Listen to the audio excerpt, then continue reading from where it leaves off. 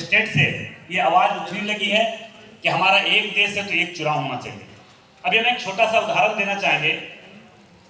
कि अगर किसी पिता का दो पुत्र होता है, अगर एक बहुत पढ़ने में लिखने में बहुत तेज तरार होते हैं तो उनका पिता भी चाहता है कि हम अपने पुत्र को कैसे पढ़ा लिखा कर इनको कैसे बड़ा अफसर बनाएं।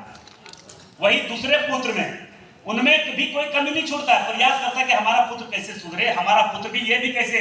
लायक बने। मगर जिनका सोच ही खराब है, जिनका विचार ही खराब है, जिनका लक्ष्य ही खराब है, उनको कुछ भी कर दीजिए वो सुधरने वाले नहीं है। मगर अच्छे व्यक्ति का कर्तव्य बनता है कि अच्छा बच्चा अगर पढ़ रहा है तो उन पर हम सारा फोकस करके उनको कैसे हम आगे बढ़ाए। उसी प्रकार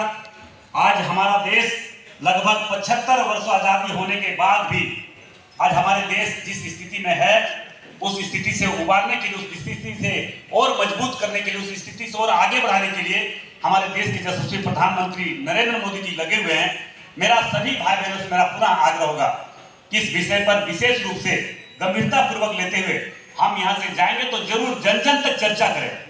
क्योंकि चर्चा नहीं करने का परिणाम होता है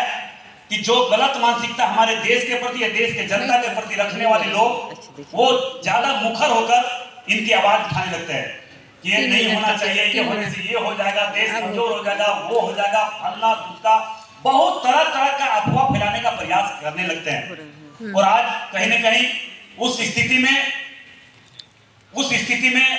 मनोबल कमजोर करने का प्रयास करता है। मगर मुझे पूरा विश्वास है देश के यशस्वी प्रधानमंत्री नरेंद्र मोदी जी पूरे मजबूती के साथ आगे बढ़ने का प्रयास किया है, क्योंकि आज उन्हें ये विश्वास है कि देश के 140 करोड़ जनता जिनके साथ में है तो विरोध करने से कुछ नहीं हो सकता है। सिर्फ और सिर्फ हमें अच्छा काम करना, और अच्छा काम करने से 140 करोड़ जनता का सहयोग और आशीर्वाद जरूर मोदी जी पर है और मोदी जी के साथ खड़ा है। इसलिए भाइयों बहनों, मैं विशेष रूप से बहुत तरह का हम विषय को लाए थे, बहुत तरह का चर्चा करने के लिए, मगर हम जानते हैं कि जितने भी इस गंभीर विषय पर चर्चा किए होंगे हर तरह का बात हर विषय को यहाँ पे रख चुके होंगे,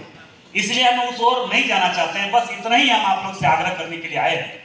कि हम सब यहाँ से जाएंगे तो चुपचाप नहीं बैठेंगे, क्योंकि आज वर्तमान समय में देश की स्थिति आज आप लोग देख रहे हैं, भली भांति देख रहे हैं कि किस प्रकार से